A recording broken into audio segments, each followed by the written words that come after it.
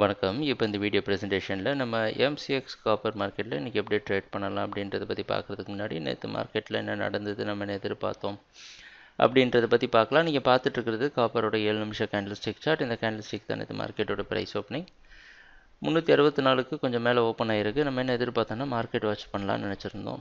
எதனால் இந்த 362.60 ஒரு முக்கியமான சப்போர்ட். இதை உடச்சிட்டு கீழேயும் வர மாட்டேங்குது.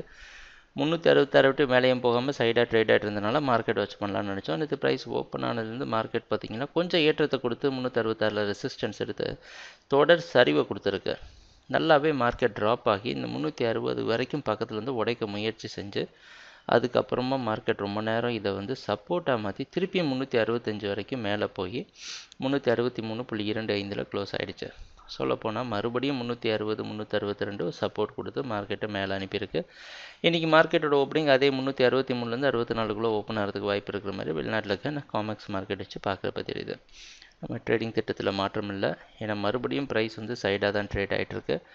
360 கீழே ஸ்ட்ராங்காக வரணும், இல்லைன்னா 66க்கு மேலே போகணும். ஏதாவது ஒரு டைரக்ஷன் கிடைச்சா தான் நம்மளால் முடிவெடுக்க முடியும். அது வரைக்கும் நம்ம மார்க்கெட் வாட்ச் தான் பண்ணி ஆகணும்.